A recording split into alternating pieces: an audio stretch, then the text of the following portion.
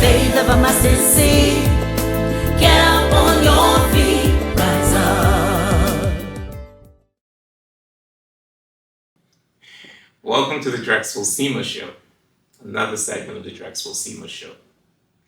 It's certainly a pleasure, to bring you stories, hopefully to inspire you and to, encourage you and to influence you. Today, I have a guest, Mr. Wilkie Arthur, who will share his story with us. Wilkie has spent about 11 years in prison. I think a lot of people refer to him as a lawyer, even though he didn't go to law school. A lot of people say he knows the law. We'll talk about all these things in the show. And we want to understand, what happened, why it happened, and has he really changed? With that said, I want to welcome Mr. Wilkie Arthur to the Drexel SEMA Show. Welcome to the show. Thank you, Mr. Seymour. Thank you for having me. It's a pleasure. It's a pleasure. Tell us a little about yourself. Did you grow up in South Caicos? Yes, I did grow up in South Caicos. That's where I started out, actually, from probably age 3 or 4. And after my father died, I moved to Middle Caicos. And I continued schooling in Middle and then to North Caicos, the high school in North Caicos. Yes. Okay. So you finished, because I remember, you had another brother, because I remember. Yes, there is another brother. He lives in the UK now. Oh, okay. Yes. I think I knew him. Yes, you probably would. Because I'm from South Caicos. Yes. I mean, I remember you, but I do remember. He wasn't actually left in South Caicos with his mother after our father died. So Okay. you would know more of him. Okay. Yeah. So how was life, like growing up then? How was life? I'm trying to get some background information on you. Okay, no problem. Life in the beginning was what I would call comfortable. As I would say, we didn't have a struggle in South Caicos at all. We didn't have a struggle in South Caicos at all. Growing up with my daddy, who was Wilkie Arthur. That's right. Yeah, Wilkie Arthur. Right. So I didn't know anything but struggling. I didn't know anything but lack or anything but. Because your dad was well off. Exactly, or not being able to not have. But when he died, it was like a total shift for me because we had to leave South Caicos. I went to Middle Caicos to live with my uncle. Okay, your dad's brother? My dad's brother. Okay. And it was not the same. Okay, what about your mom? My mommy was a Haitian lady. Oh, Yeah, my mom okay. was a Haitian lady. Okay. And because my mommy wasn't my daddy's wife. Right. Unati. That's my right. brother's mother. Mom. Yeah. So I moved to Middle Caicos to live with my uncle, and it was totally different. And I'm not blaming it on anything, but I always say I think the shift at that young age kind of did something to me that caused me to went totally negative towards the whole process. My father died at an early age. I think I was about 9. My mother, who was a Haitian lady, she died when I was about 7. Really? Yeah, 7. So, Oh, I didn't realize. Yeah. I was wondering why you live with your uncle and not your mom. Yes, you Oh. understand. She never lived in Turks and Caicos, but she used to come visit a lot. My mother. Okay. She used to come come South Caicos. I used to go by her, but I was living with. So you my were dad. born in Turks and Caicos? No, I was born in Haiti. Oh, Yeah, I was born in Haiti, and I came to Turks and Caicos around 3 years old. I okay. say I came to Turks and Caicos around 3 years old. I grew up here, and all I know is Turks and Caicos. Of course, You I'm understand? 3 years old, yes. Yeah, all I know is Of course. Turks and Caicos. So, when I moved to Middle Caicos now, my uncle and his wife, daughter Sada, the rules was different than what we used to in South Caicos. So you're more strict? More strict, more disciplined. These things I was foreign to. I didn't know anything Right. about So, it. so Mr. Arthur wasn't strict with you? No, he wasn't. He wasn't. He was a loving father. We appreciate him, but at those age and stage, he wasn't around too much. So it was mostly his wife doing the disciplinary. You see. Now, what really happened is when he would come home, if things were to be complained about, we complain, and he would just speak to us strongly, and that was it. The actual beating, the knocking down, and the making us do things right as young people was mostly Middle his Acres. wife. Oh, was mostly wife. his wife, and I really got a full dose of it in middle Acres. Yeah, that was the way how parents and guardians disciplined their kids. Yes, with beating. exactly. Yeah, I was very surprised you said Dad didn't, but I know that was very common. He never back was then. around too much. Oh, that's probably why. That's probably why too. Yes, he never was around too much. But moving to Middle Acres, it turned me, I would say, negative, but it should have helped me, but it didn't help me. Yeah, it should Why have do you helped think it turned you negatively? because what I was used to, Or the lifestyle you yes, used to? what I was used to in South Caucus, that was not happening at So all in basically, Middle Caucus. getting everything you wanted. Getting everything you wanted, everywhere I want to go. We were traveling and all this different stuff with my daddy, but in Middle Caucus, that was not so. The rules changed. Everything about life changed. You understand? Everything about life changed. And I think that's what caused me to start at what you saw was a years of negative behavior. It was like still wanting what I used to in South Caucus, Okay. but not being able to get it. Okay. So I went after it, even from a child. And so how old were you when you went after that? Like, I was actually getting in trouble with dishonesty from, I would say, age 13. age 13. And what's some of the things you did at age 13? Well, the first thing, one of the things that put me out of school in North Caucus was stealing from the teacher's bag. They caught me actually in the office stealing from the teacher's bag. Money. The money. And so you didn't have any money at school, so you stole. I stole. Or you wanted more? Well, I just was about to tell you. It was not that I didn't have, because to be honest, Uncle Connell and them used to provide for me at their level. But they could afford. No, they could afford, you understand? But me used to having more than that, I would go after it. And I went for it in the teacher's bag and sometimes some of the students. Like when devotion time was going on, I would be in the class, I would leave the devotions, go to the classroom, or go to the principal office and just steal money. And for what? Just to have more. Because what I had was sufficient to buy the little chicken, the little macaroni, and those things at the time, but just to say I have more, because I was used to having more. Wow. Yeah, and all of this now, I only start to think of this now. Right. You understand? You start to realize as I reflect back on my youthful days when I was really, really deep into what I was into. You understand? I start to look back and say, what caused it? Why you was behaving so? And I had to reflect and put it on my earlier childhood. Right. Yes. So that time when you got caught with in the teacher's bag, was that the first time, or you did it before and just I did it caught before. that time? Yes, I did it before and got away with it. They've complained about it. There were some teachers who complained about it. So it was like they were actually setting for the person. They didn't know it was you. No, they didn't notice me. Yeah, they were actually setting for the person. I'm not sure because I never really inquired, but the way it happened deep down, I felt like it had been happening so regular. They was actually on more alert for the person who'd been doing it. So what is regular every day? No, not every day. I actually would time it like when it's the general devotions. Okay. Because not every morning is general devotions. Right. Yeah, so like when it's the general devotions, when I believe everybody's out, the students, the teachers, and everybody's out. And that's when I would. Wow. Yeah, that's when I would do it. And how long you did that? I mean, you were put out of school, you say? Yes, I was put out of school for that. How long did they put you out of school for?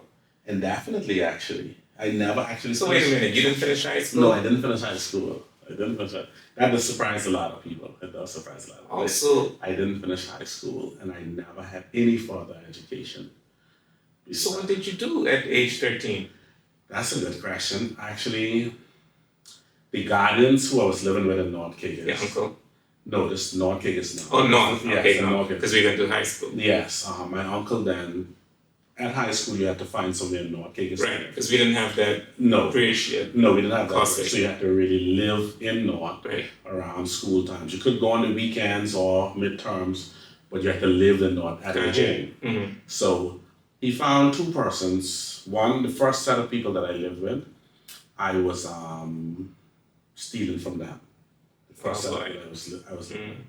They caught up with me and I had to move. So I moved with this other lady who knew about the problem but still wanted to give me a chance.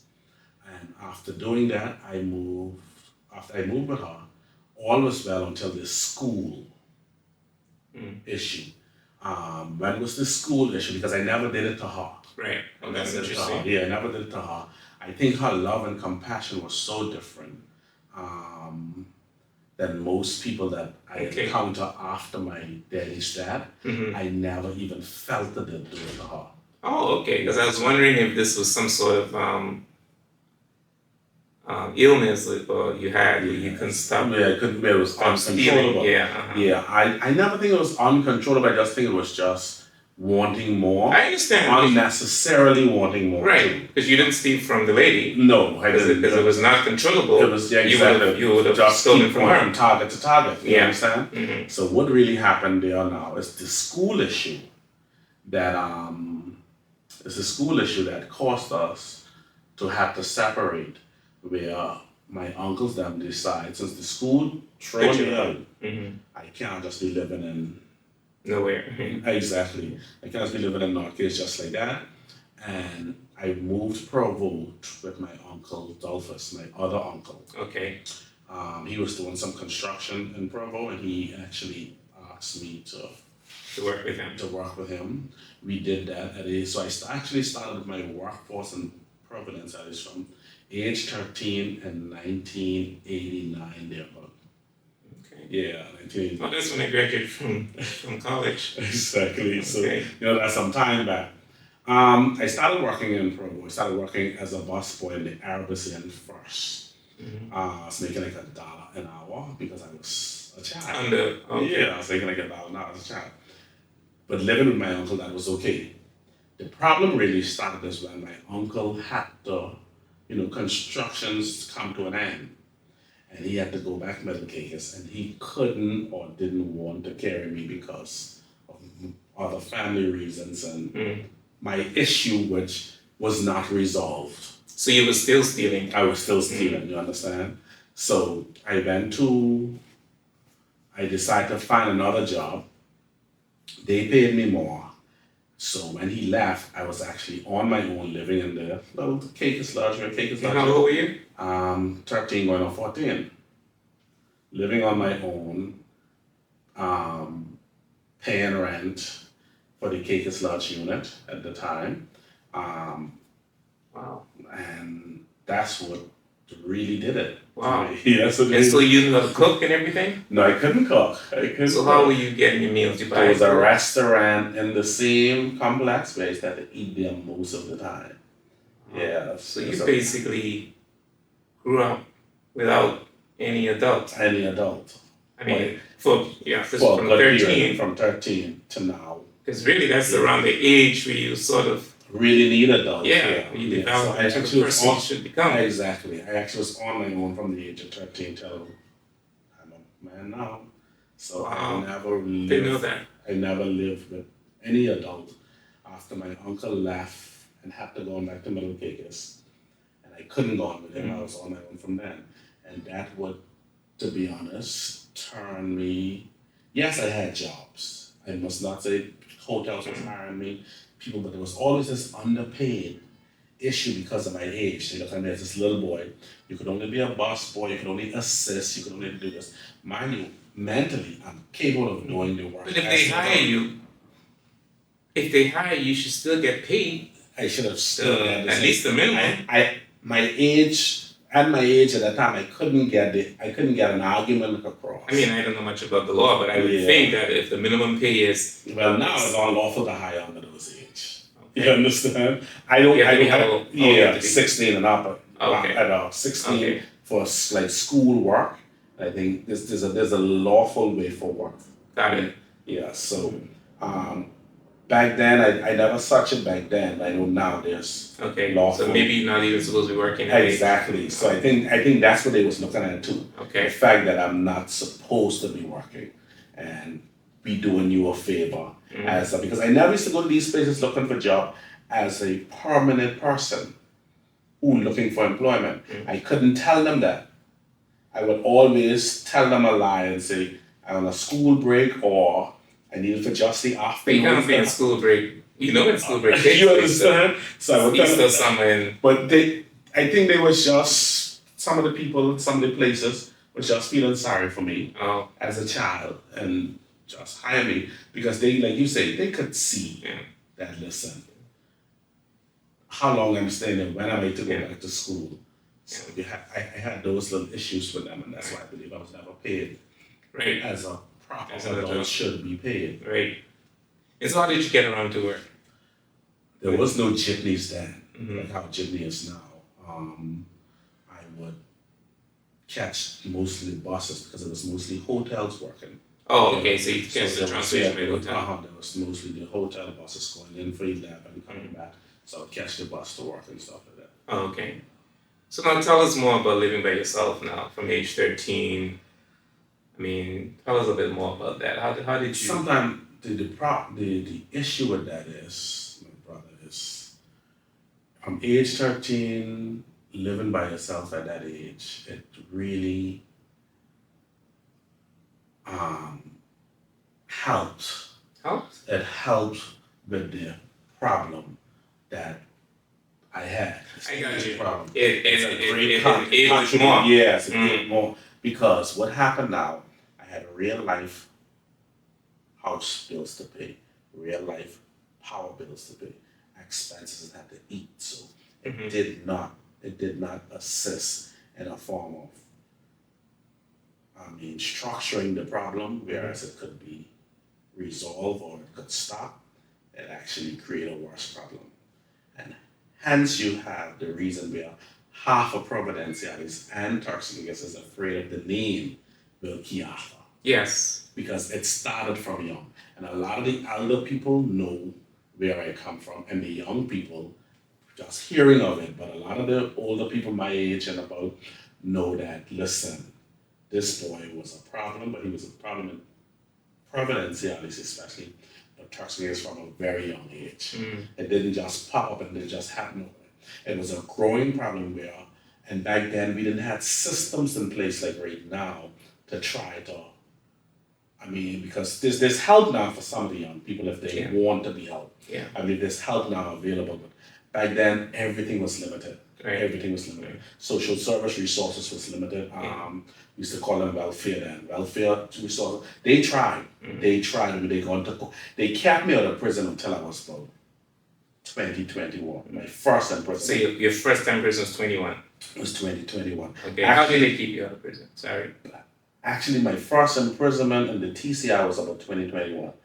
But they couldn't keep me out of prison when I traveled to America and when I traveled to the Bahamas, you see, because I carried those same ways over there when I went just traveling over there. Like we can get to how I end up there. Okay. Yeah, we can get to how I end up there. Like the story now, you may have to do this in 2 segments. Yes, okay. I don't know, but let me just get it out in stages. So while living at Caicos Lodge, struggling to make amends because I'm not making enough for the rent. Okay? And what happened is I had to steal. And that's to pay for your rent. To pay for my rent, to eat, to live comfortable at that age, to go partying. So steal to buy new clothes. So stealing was my second job in a sense. Wow. And I commit to that as a job. Where did you steal mostly? At that age, Who did you steal from? at that age and stage, it was I started out right on my workplace. Okay. Right on the workplace because I was in the restaurants as a busboy or waiter, and I would start with the people's credit card. That's why I started in Providence. I started with the people's credit card. I would either don't give it back to them. Really? Yeah, and some people just walk off and When they discovered missing, they came back? I don't know if anybody ever came back, to be honest. I Oh. can't remember one. What I Okay. think they did though, they probably came back to the bosses, not to me. Mm. You understand? To the bosses and said, asking if I left my credit card here. 'Cause they And when they find it. discovered that it didn't, when they discovered that it wasn't left there, they would just cancel it. So what I would do, I would rush or use what I could use up until the cancellation of the credit card. And what's some of the things you use a credit card for? Back then, what I could have bought with a credit card, and the way I could have gone, Mm. being a child, one, looking like a child, you understand? Carrying around a credit card, that in itself shut alarms. And that's not your name on the credit And card. that's not my name on it. Well, back then they wasn't really checking for IDs And and they haven't checked for some places either right now. yeah, you understand. So that's a global thing. They don't always check. You understand? And that was so from then, and it's still relevant now. But what I'm saying though is, I would buy stuff like clothing, and try to sell it over to my friends for cash. You know that I know people that I work with, people that I just tell them that I have these stuff to sell, or I would buy a ticket and go to America, and I would travel to America, and when I traveled to America, I would actually do a big purchase of jewelry because back then we didn't have no real So- jewelry store here. Even in America, using a credit card. Yes, that's what I get arrested in America for. Oh, I didn't know you get arrested. in Yes, America. that's what I got arrested in America for. Because what happened is, and I've been to America since that. They don't hold those things against you.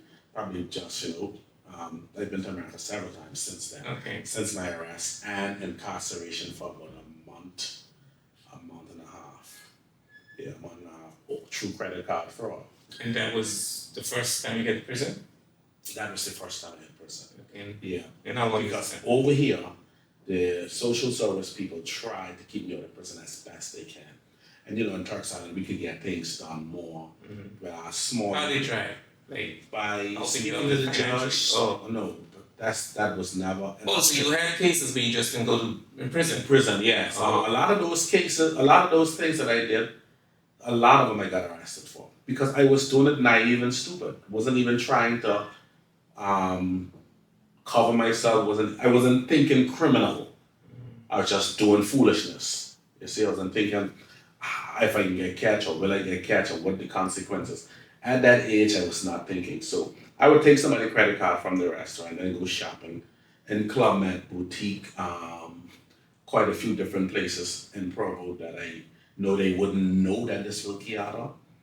And that's what really happened after I get burned out in TCI doing it after being arrested a few times by the police.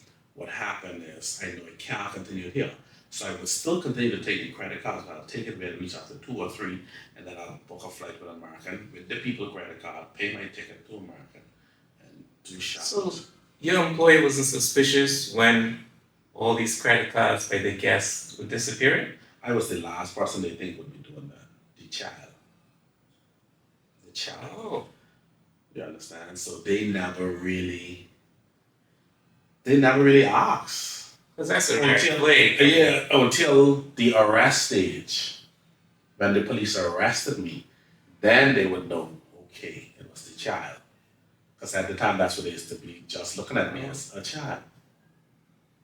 Because you're an innocent child. innocent little boy. Yeah, innocent little boy, you see? So they would never think an innocent little boy was actually taking credit cards and using it like that. One, people wouldn't even think any store would take a credit card from a child, somebody who's 13. And I was a small little skinny 13. Yeah, that's true too. I mean, why would they take? Why would Take supply? credit card, Yeah. from Wow. a child. But they do. People does, and they do it without, well, back then, they did it without question. Wow. In Turks and Caicos and overseas. In America. Yeah, they did it without question. So I would do some serious shopping in America because it was way easier. You understand? Unbelievable. And I would ship this stuff on, which was called Turksy at the time. I know if they still in Plane? operation. Yeah, KSC service. They still yeah. exist. Yeah, I used to ship my stuff on there. I went as far as shipping cars, bringing it over to the Turks and Caicos. So you used the credit card to buy cars Credit too? card to buy cars and send them over Seriously? to Turks and Caicos. Yeah, seriously. Pull up at dealerships and just shop for 3-4 different vehicles. As long as the credit card don't decline, I would continue using it. So how long you spent in jail in America? 1 month and 2 weeks. That's it? For 6 credit weeks card for fraud? credit card fraud. 1 month and 2 weeks. And then you got deported? Not deported. They didn't even deport. They released me out of court, and because I plead what is called no contest.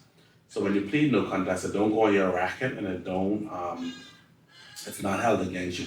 Yes, you accept responsibility, and the judge put you on. It's like they give you an opportunity. Mm. Yeah. No contest. Yeah, no contest. It's not guilty or not guilty. It's no contest. That's an American system, which I understand probably still exists. First time offenders get those opportunities. Okay. And sometimes it really don't matter what the white collar crime is. Not for murdering and rape and robbery and those type of things. No contest don't exist for those type of violent offenses. Okay. But offenses of white collar nature, where no one was really hurt besides probably financially, and the domestic issues between there's a provision there in their law where you could plead no contest, and it's not held against you. So I actually was released out the court, and I caught the flight back home. Okay. I'm surprised they didn't. Yeah, the following day. Do you consider that you're not an American citizen? No, they didn't. I was expecting it. And I deliberately, shortly after my arrival, like about a month, to see if they would let me back in. And they did. I went me back to the airport, and, it was nothing. So when you got arrested in Florida, right? Yes, in Florida, yeah. Did the people in Turks and Caicos, were they aware of that? The police made it known. Oh, Because okay. most of the credit cards was actually, not most, all the credit cards was Turks and Caicos based from the theft. Not really TI people. But the incident took place in Turks and Yeah, the Caicos. stealing of the card, because there was this time when I ran out of options of stealing from the hotels when I got known for it. They didn't want to hire me because that was another problem. They didn't want to hire me, and I got known for where they most all the hotels start to back up from me. And what happened though is I decided to burglarize Federal Express Oh, wow. in hope of getting brand new credit cards, How you can get that from Federal Express? because that's how credit cards was coming into the TCI back then. Oh, okay. So I was able to discover that, and when I realized that's the port of entries for most credit cards, I just time an American Airlines flight when they arrive. I watched the FedEx bus go to the airport, get the packages for FedEx, take it to the office, lock it down. They normally at the time, I done been to court for all of these, so I ain't got no problem talking about it. You see? That's right. Yeah, so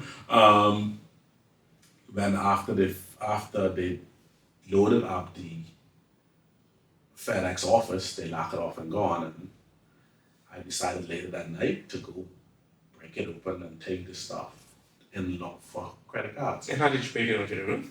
No, the window. Oh, Maybe okay. use the window. Okay. And Say we, so it's more than most, I just say most of this is not only me. Oh, okay. Yeah, most of it's not only me. There was always a driving force of people willing to assist. Okay. Especially So you were the lead. I was the lead. Yeah, I was the lead. You Wow. understand? Yeah, I was the lead. I can't run Yes. from them. That's a fact. And so you served time for those crimes, or you just was? Some I was given fines for, some because I was young. You understand? Some I was given fines for, some I was given probation for. Not really do no time. The most time I did was the same time that I did for Jay's robbery, what I just got released for so months ago. I did some other time, because as you get older and you don't stop, the magistrate or the judge would imprison you for like 18 months, 6 months. So I did some time for other acts of dishonesty, but nothing to compare to this length of time what I did. Because I thought you'd been in jail multiple times. Yes, multiple times. But this is the longest you've been. It's the longest I've ever been. And you spent 11 I years. spent 11 years. For the incident that took place. That was robbery, right? That was a robbery, yes. So. Did you commit that? Did you do Yeah, I it? was involved. I spearheaded the whole thing. Oh my Yeah, I gosh. spearheaded the whole thing. In So- 2010, July. Did you give Jade back to them stuff that you guys stole? No. It wasn't even in existence to return. Oh, as soon as you got it, you was able to sell it. Yes, you don't keep stuff with a view of giving back. Not when you committing crimes, you don't hold stuff together. Even when police get involved, people who's into crime, they don't normally hold stuff to say return back to the people unless I mean, if you had any left at the time of the court, Mhm. I wasn't thinking like how I'm thinking now. Oh, okay. Definitely wasn't thinking like how I'm thinking now. Jesus, to be honest with you, Jesus, the last people I wanted to get them stuff back at that stage in time. Understand? It was their property, it was their goods, but I was not considering them and giving So them. why didn't you look for a job? I mean, you had a It was problem finding a job Yes, it was not a problem. It was impossible finding work because of because of what I did, the lifestyle criminal I led. background. Yes, you understand. Were you I on was in jail. drugs? No, I don't do drugs and I don't drink. You just have a stealing problem. Just had a stealing problem. Just natural, clean, sensible young man stealing. Not influenced by persons, because nobody dictates to me, like, try to influence me. I used to be. You're a leader. Yes, you understand? If you come with a good idea, I listen to it, I assess it myself before you ain't gonna have me go into nothing stupid. That's how I used to do it. That's how it was. I would never go on a crime with a view of hurting people though. Back then, like what we see happening now, it even scares me who come from the lifestyle and who know most all of the guys who in it, past tense, who've retired, and the new ones that's coming up because I just out of prison. So I know even the new age guys who involved. What I see happen now, and when I talk to them, I say, man, y'all carrying this thing too far. Y'all really destroying toxic. So you know who's doing it? In most cases. So why didn't you tell the police anonymously? That's a good question, but I never was, to be honest with you, brother, I never was built that way. So I never was built that way, I think because of my involvement so strongly at a young age and me needing people to work with me in most incidents, I think it was something that I never entertained as a form of assisting the police in the form of capturing people. But isn't it? I understand, but it's so wrong for people to be stealing other people's things that they work so hard for. What I would do from my perspective, what I does now, is communicate with the individuals like if I know. You try to discourage them as best I can. Show them it's not the right path. Because in prison you know everything in there. You know everything in there, man. You know who did what, why they did it, if they did it for any reason. You all know more than the police officers. We know more than the police officers because that's like the meeting ground for conference to communicate what I did and get away with, how they get me charged with this, but that's just doing nothing to compare to what I've done. Right. So it's like a meeting ground for discussion of crime. You understand? And that's one of the main problems we have as a society right now because the young offenders, they're going there, they're hearing older people like me, younger or middle-aged, talking about what we did and got away with. And they just come with one little petty little offense. The magistrate send them to prison. That's maybe the first thing on there. There was hope for Jesse. There was hope for him. But by the time... I have no idea it was Jesse. No, exactly. You understand?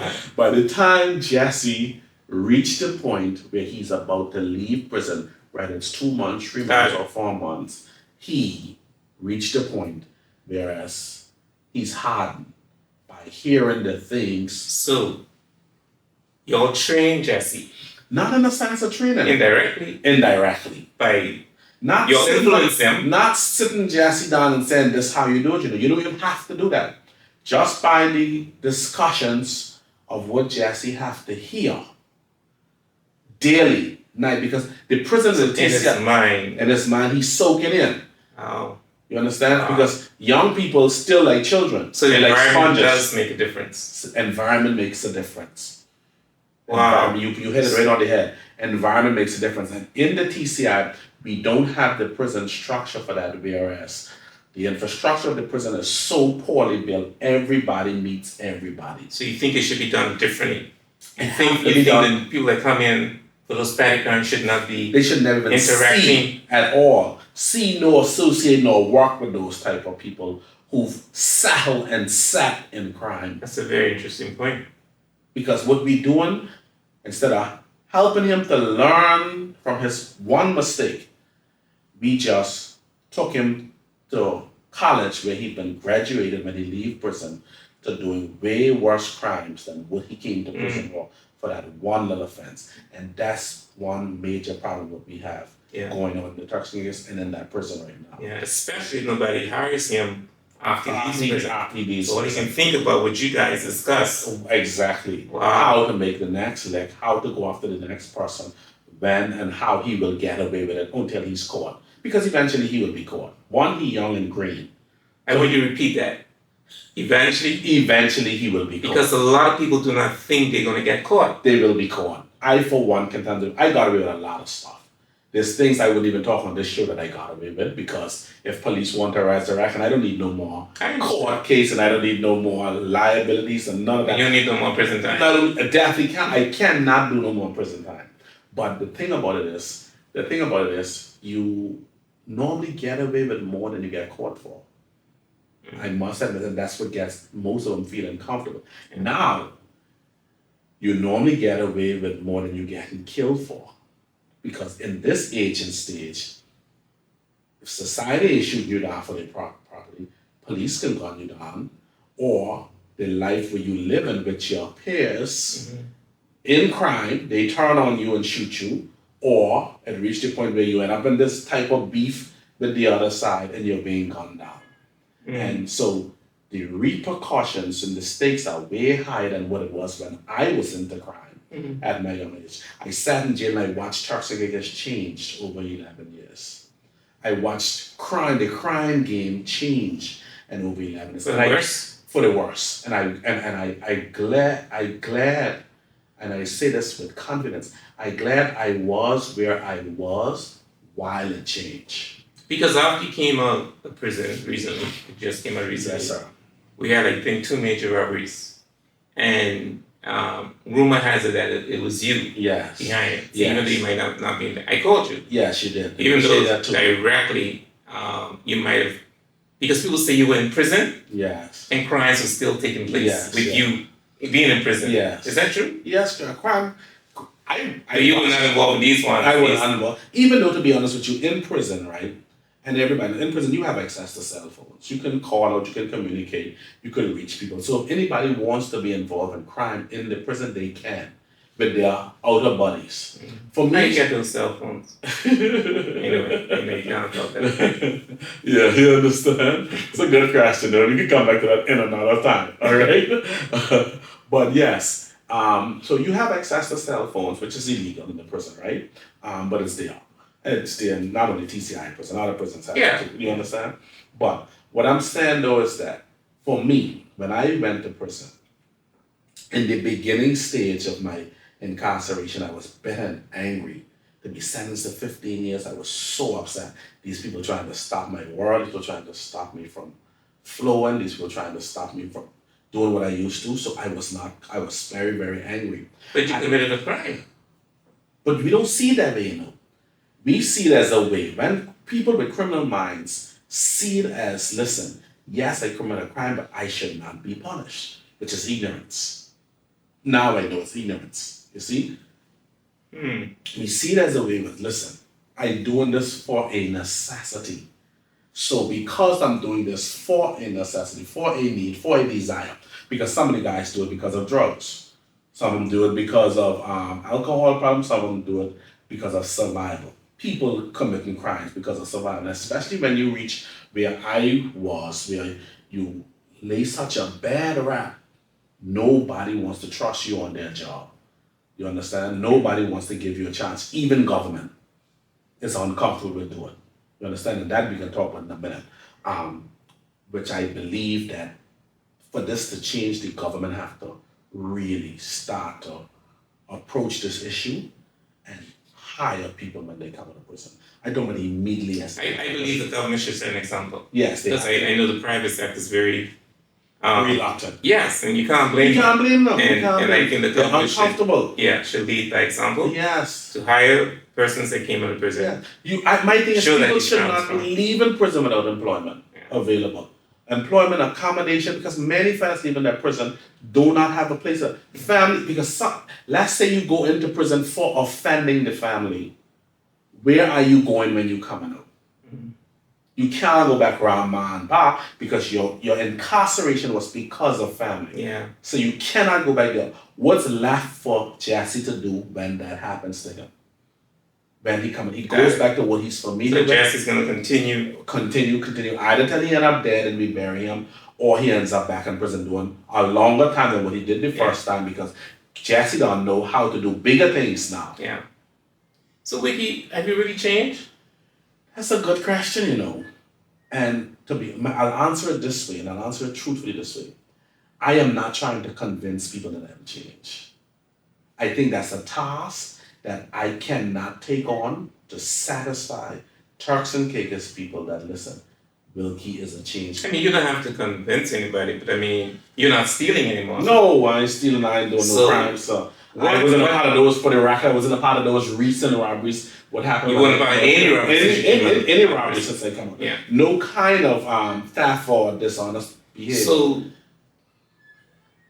what made you stop stealing? The length of sentence Oh, was the main focus, coupled with my one daughter and my grandson. oh, you have a daughter and a I grandchild. have a daughter and a grandchild. Oh, I wasn't there for my daughter. I was in and out of prison. how old is your daughter? My daughter's 28. Oh, wow. Yeah, I have a big daughter. And your grandchild is. My grandchild's gonna be 2 in August. Oh, wow. So it's your first time seeing your grandchild then? Yes. Well, I did see him at the prison. She Oh, went to okay. the prison for me, see? Yeah. But, first time could lift him up and Oh, wow. spend a real quality time. That felt good. Wow. How old are That you? felt good. 48. Oh, okay. Yeah, that felt good. That felt very, very good. That's my driving force for doing well, plus doing it for myself.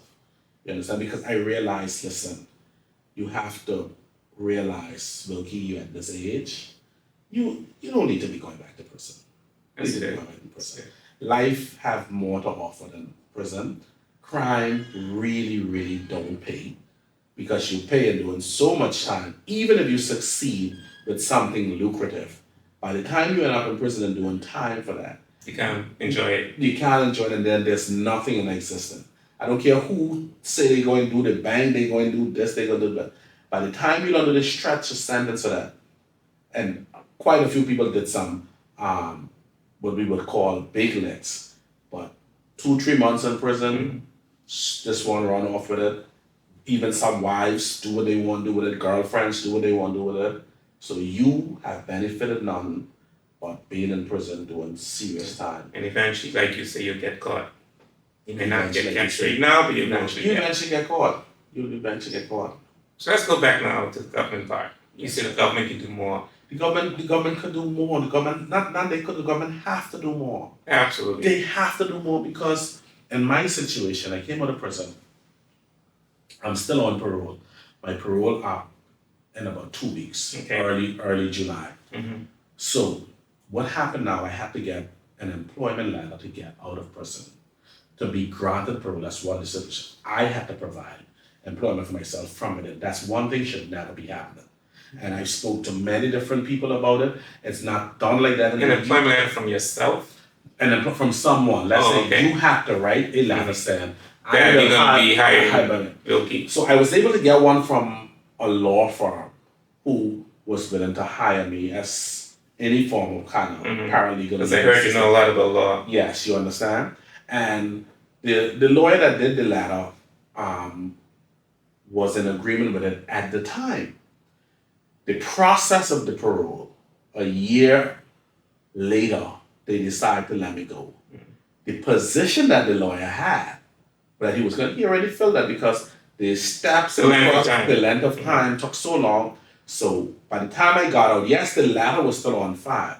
That position wasn't available anymore. You understand? So you was able to get out based on that 1 year letter, That 1 year old that letter. 1 year old letter. even though you didn't have that job. Even though I didn't have that job. And I believe to the lawyer when he wrote it, because they asked him for an update. He did an update, which took another 6 months. Oh my gosh. Before because the 1 year one was expired. They asked for another one. He sent an update, but it still took 6 more months before they released me on the parole, the same parole pertaining to this matter. So that's how now, when I did get out, I only had about 2 months and change on parole, which ends in a couple of days. The problem with that is though, when I did reach out, I know deep down that position gone because that was 6 months. That man was not sitting down in his farm waiting for me to come up. He had to hire somebody. He didn't communicate this stuff with them because he didn't want to be a blockage in my way of getting out. You see? But it shouldn't be the private sector trying to cover for me to get out. It should be a straightforward government responsibility. Whereas, listen, we have this type of system in place, which both governments previously spoke about. You understand? They call this thing called the chance for change, which is supposed to be an operation, which from my understanding is a pickup from the airport to an accommodation, clothing, a care package, employment. If it's your rent for like 3 months, holding you up, or in a place like a halfway house that we don't have in the TCI for at least 3 months until you catch yourself. I've been in prison. You already held me. I did my time. Now you're punishing me again when you release me with nothing to go to. I cannot rely on family. Luckily in the touching case, most of the guys who come out of prison, they're blessed to have families that would embrace them. Those that do. You don't have that. No, I don't have that. Those that would be open to, I was on my own from 13. Yeah. So I never really lived with family. Right. And I ain't going to live with none of these. You don't even have the connection either. Exactly. You understand? Wow. You understand? So now you're working, I see. I am working, thank God. I am working with magnetic media, which I appreciate. I like the job. I kind of like what I'm doing. I'm looking for something more because, it's a limited type of employment. It's not full time. No, it's not full time. So I'm looking for something more that I hope can happen soon and where it can cover the bills and the expenses and I could move forward, which I intend to do. But I know for sure, regardless of getting a job today or tomorrow, regardless of getting assistance from the government, regardless of getting any form of assistance from anybody, Wilkie Arthur ain't going back into crime. Good. I'm not going back into crime. I mean, right. That's very good to hear. Yeah. Well, Wilkie, I think we have to end now. Of course, we probably have to have another segment another time. But I want you to, give us some closing remarks. I want you to give some advice to the people who are in crime, considering crime, because I think what you could do too, I think, before you give closing remarks, I think you need to get out there, go into the schools and speak to these young people or in the community, to discourage them. To be honest with you, there were a few people that reached out to me, just like how you reached out to me, and they would like to have me do exactly what you say, what you just asked me to be doing. I am only waiting on them. I don't want to push myself places. You understand, given my, coming from prison. People are uncomfortable. And people probably watching too, which I don't have a problem with. They could watch as long as they want. They could watch as long as they want to watch, you understand? I was scared of you, I remember one time you came in our store on Airport Road. I was scared of you. I know. I was scared of you. I see it. And I never did no wrong to your business. I always do all the stuff from there. I have a confession to make. So that day you was in my store, I was showing off. I said, nobody better come to my house. I got my gun ready. I was showing off to you. Telling you, don't come to my house because I got my gun ready. Because I was scared of you. Remember that. I should have remarked off. I said, oh boy. That's why I said, when you did tell me you want me on your show, I was like, wow, I appreciate that. But I say, no, a lot of Turk silent people still afraid of me. But they don't have a reason to be afraid of me. I was afraid of you. They don't have a reason to be afraid of me, man. And people was afraid of me because of dishonesty and the robberies and stuff, which is a scare. So you don't kill anybody. No. You understand? Nowadays, we get, comfortable, let's call them comfortable killers on the loose, but they're not known. Right. And that's the problem. So we hanging around, we living and sleeping with killers, and people who doing way worse than what I ever dreamt of doing. You understand? And what I would never, because even in my crime, Sometimes they don't know. People don't know that they're killing. you understand? Some people may not know. They may not know. You understand? So, like in my crime days, like I was saying, right, and I would close by saying this to most of the guys. In my crime days, yes, I must admit, it was something I did unnecessarily. It was something I did as a form of survival. And most of you who into it may still be doing it as a form of survival. But what I can say to you now is, after you've been caught, because you will be caught, and you go to prison for a very, very long time, you still will come out of prison in the same position as which you went in, no help, no assistance. Survival will still be the thing for you if you don't make up your mind from within and say, listen, I am not going to continue this. I am going to focus my mind on getting help, getting assistance, moving forward. And that's what I'm doing. I am actually doing something I never used to do before, like asking people for help. Can you please assist me with this? Can you please help me? You understand? That was one of the lowest thing for a person like me. I was the type of person believe in go and get it. If I need it, I go get it. If it ain't available, I go get it. So I have turned that around to whereas I'm actually reaching out to people, showing them I need a job, showing them I need help, showing them where it is, and that's a big thing for me. A lot of you don't want to do that. You want to just go there and take people's stuff, take people's property. Not only that, shoot them in the process, which is happening a lot now, but it's unnecessary and it has to stop. Genuinely, whether you believe me or not, whether you want to accept what I'm saying or not, you will be caught, you will be stopped some way or another eventually.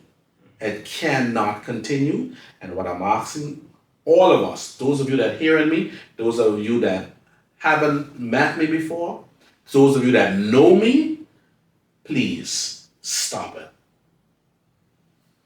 Thank you, Mr. Harper. Very good ending. And I want to encourage all of you who are watching the show to share this video with others. Because I know stealing is a big thing that's happening, not only in Turks and Caicos, it's happening everywhere. Some people, it's like it's uncontrollable. Some people can't control it. But it really, it has to stop. And like Wilkie said, you will get caught one day. It's best you end this thing now. And like Wilkie said he's asking rather than stealing other people's property. You have to show that you've changed. And I believe that somebody out there will give you a chance. But I also challenge the government, like Wilkie's advice, as they should lead by example, give these persons who were in prison a chance.